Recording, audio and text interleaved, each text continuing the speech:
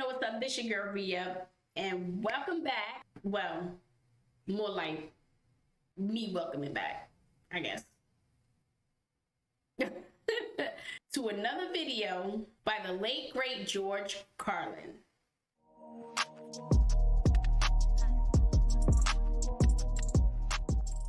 Now, it's been a while. I had some things going on. I had to go on a little break or whatever, but I'm back. So, with that being said, kick back, relax, and let's enjoy this hilarious, amazing clip. Let's go. Something else we have in common: flying on the airlines and listening to the airlines announcements and trying to pretend to ourselves that the language they're using is really English. Doesn't seem like it to me. Whole thing starts when you get to the gate. First announcement: we would like to begin the boarding process. Extra word, process, not necessary. Boarding is enough. We'd like to begin the boarding. Simple, tells the story. People add extra words when they want things to sound more important than they really are. Boarding process sounds important. It isn't. It's just a bunch of people getting on an airplane. People like to sound important. Weathermen on television talk about shower activity. Sounds more important than showers. I even heard one guy on CNN talk about a rain event. Swear to God. He said, Louisiana's expecting a rain event. I thought, holy shit, I hope I can get tickets to that.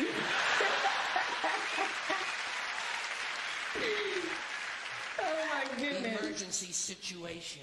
News people like to say, police have responded to an emergency situation. No, they haven't. They've responded to an emergency. We know it's a situation. Everything is a situation. Right. Anyway, as part of this boarding process, they say, we would like to pre-board. Well, what exactly is that anyway? What does it mean to pre-board? You get on before you get on? That's another complaint of mine. Too much use of this prefix pre. It's all over the language now. Pre this, pre that. Place the turkey in a preheated oven. It's ridiculous. There are only two states an oven can possibly exist in: heated or unheated. Preheated is a meaningless fucking term. It's like pre-recorded. This program was pre-recorded. Well, of course it was pre-recorded. When else are you going to record it? Afterwards? That's the whole purpose of recording, to do it beforehand. Otherwise, it doesn't really work, does it? Oh my goodness. Pre-existing, pre-planning, pre-screening. You know what I tell these people? Pre-suck my genital situation. Oh my goodness. People go off. And they seem to understand what I'm talking about. Anyway, as part of this pre-boarding, they say, we would like to pre-board those passengers traveling with small children.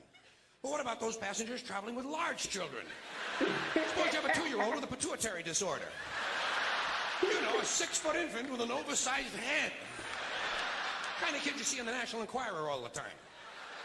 Actually, with a kid like that, I think you're better off checking him right in with your luggage at the curb, don't you? No way. Well, they like it under there. It's dark. They're used to that. About this time, someone is telling you to get on the plane. Get on the plane, get on the plane. I say, fuck you, I'm getting in the plane. Well, technically, you are getting inside the plane. On the plane, I would figure is... Let Evel Knievel get on the plane. I'll be in here with you folks in uniform. There seems to be less wind in here. They might tell you you're on a non-stop flight. Well, I don't think I care for that. No, I insist that my flights stop. Preferably at an airport. It's those sudden, unscheduled cornfield and housing development stops that seem to interrupt the flow of my day. Here's one they just made up. Near miss. When two planes almost collide, they call it a near miss. It's a near hit. A collision is a near miss. Look, they nearly missed.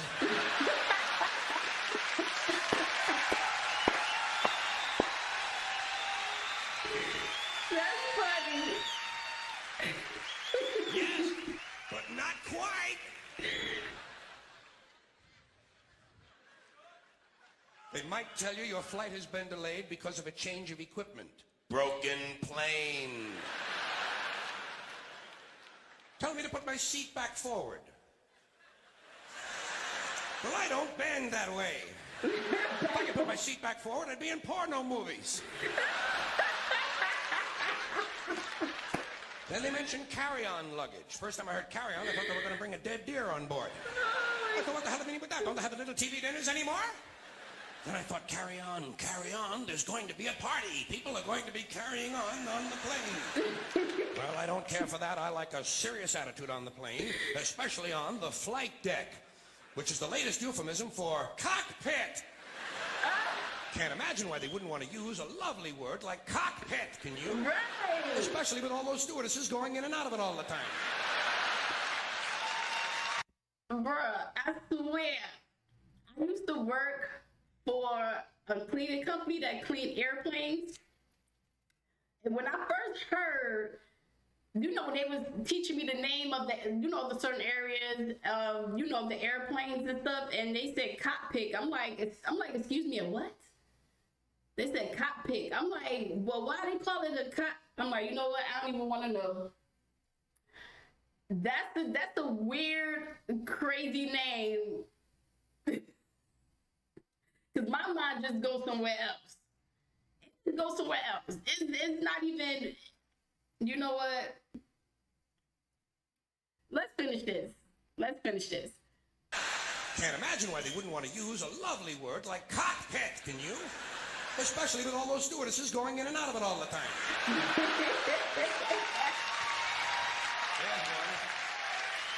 Crazy name. There's a word that's changed, stewardess. First it was hostess, then stewardess, now it's flight attendant. You know what I call them? The lady on the plane. Sometimes it's a man on the plane now. That's good, equality. I'm all in favor of that. Sometimes they actually refer to these people as uniformed crew members. Uniformed. As opposed to that guy sitting next to you in the Grateful Dead t-shirt and the fuck you hat. Who's working on his 9th little bottle of Kahlua, I might add. As soon as they close the door to the aircraft, that's when they begin the safety lecture. I love the safety lecture. This is my favorite part of the airplane ride. I listen very carefully to the safety lecture, especially that part where they teach us how to use the seat belts. Imagine this. Here we are, a plane full of grown human beings, many of us partially educated, and they're actually taking time out to describe the intricate workings of a belt buckle. Place the small metal flap into the buckle. Well, I asked for clarification at that point. Over here, please. Over here. Yes, thank you very much. Did I hear you correctly? Did you say place the small metal flap into the buckle, or place the buckle over and around the small metal flap? I'm a simple man. I do not possess an engineering degree, nor am I mechanically inclined. Sorry to have taken up so much of your time. Please continue with the wonderful safety lecture. Seatbelt. High-tech shit. The safety lecture continues. The next thing they do, they tell you to locate your nearest emergency exit. I do this immediately. I locate my nearest emergency exit, and then I plan my route. You have to plan your route. It's not always a straight line, is it? Sometimes there's a really big fat fuck sitting right in front of you. Yo! Oh my God! Well, you know you'll never get over him. I look around for women and children, midgets and dwarfs, cripples, war widows, paralyzed veterans, people with broken legs, anybody who looks like they can't move too well. The emotionally disturbed come in very handy at a time like this. You might have to go out of your way to find these people, but you'll get out of the plane a lot goddamn quicker, believe me. I say, let's see. I'll go around the fat fuck, step on the widow's head, push those children out of the way, knock down the paralyzed midget, and get out of the plane where I can help others.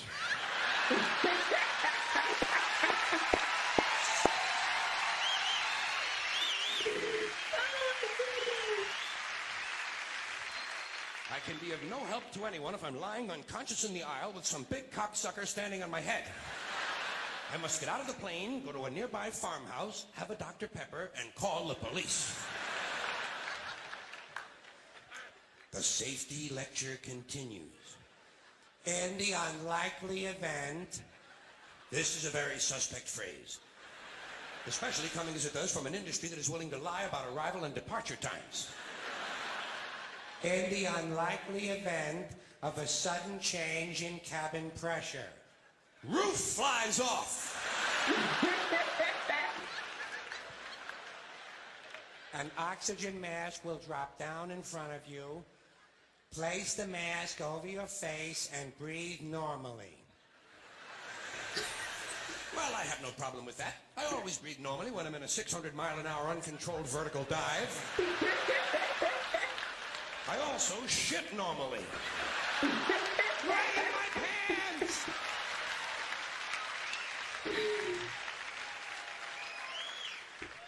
They tell you to adjust your oxygen mask before helping your child with his. I did not need to be told that. In fact, I'm probably going to be too busy screaming to help him at all. This will be a good time for him to learn self-reliance. If he can program his fucking VCR, he can goddamn jolly well learn to adjust an oxygen mask. Fairly simple thing, just a little rubber band in the back is all it is. Not nearly as complicated as, say, for instance, a seatbelt. I knew he was going to say that. The safety lecture continues. In the unlikely event of a water landing.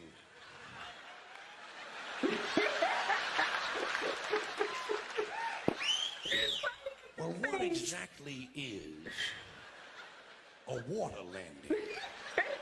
Am I mistaken, or does this sound somewhat similar to crashing into the ocean? Right. Your seat cushion can be used as a flotation device. Well, imagine that. My seat cushion. Just what I need. To float around the North Atlantic for several days. Clinging to a pillow full of beer farts.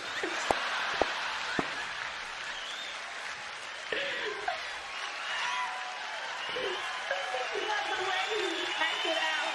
It's hilarious. Oh my God. Thank you. The flight continues. A little later on, toward the end, we hear... The captain has turned on the fasten seatbelt sign. Well, who gives a shit who turned it on? Right. What does that have to do with anything? It's on, isn't it? And who made this man a captain? Might I ask? Did I sleep through some sort of an armed forces swearing-in ceremony or something? Captain, he's a fucking pilot, and let him be happy with that.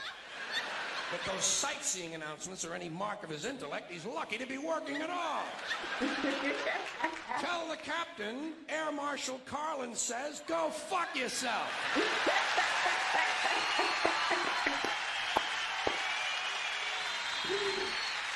Oh my goodness. The next sentence I hear is full of things that piss me off. Uh-oh. Before leaving the aircraft, please check around your immediate seating area for any personal belongings you might have brought on board. Well, let's start with immediate seating area. Seat! It's a goddamn seat! Check around your seat for any personal belongings. Well, what other kinds of belongings are there besides personal? Public belongings? Do these people honestly think I might be traveling with a fountain I stole from the park?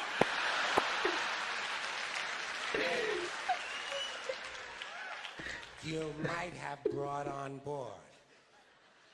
Well, I might have brought my arrowhead collection. I didn't.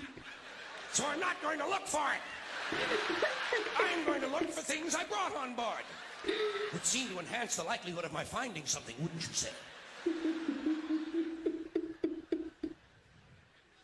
Tell me to return my seat back and tray table to their original upright positions? Fine. Who's going to return this guy in the Grateful Dead t-shirt and the fuck you hat to his original upright position?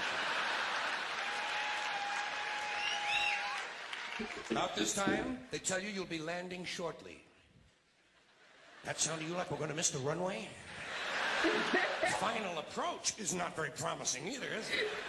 Final is not a good word to be using on an airplane. Sometimes the pilot will get on, you'll say, we'll be on the ground in 15 minutes. Well, that's a little vague, isn't it? Now we're taxiing in. She says, welcome to O'Hare International Airport. Well, how can someone who is just arriving herself possibly welcome me to a place she isn't even at yet? Doesn't this violate some fundamental law of physics?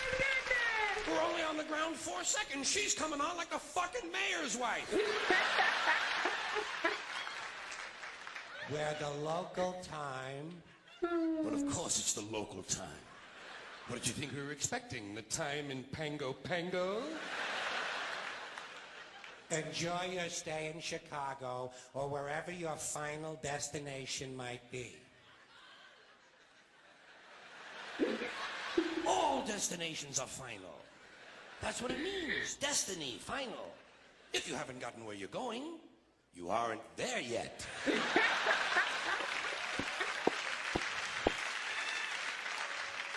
The captain has asked. More shit from the bogus captain. You know, for someone who's supposed to be flying an airplane, he's taking a mighty big interest in what I'm doing back here. That you remain seated until he has brought the aircraft to a complete stop. Not a partial stop. Because during a partial stop, I partially get up. Continue to observe the no smoking sign until well inside the terminal. It's physically impossible to observe the no smoking sign even if you're standing just outside the door of the airplane. Much less well inside the terminal. You can't even see the fucking planes from well inside the terminal.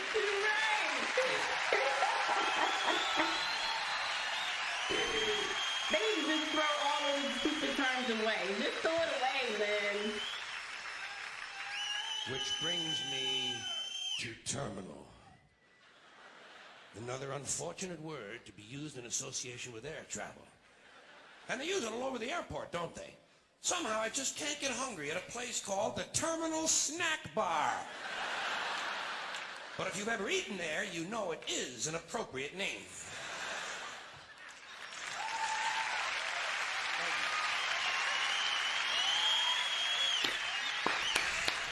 That was funny.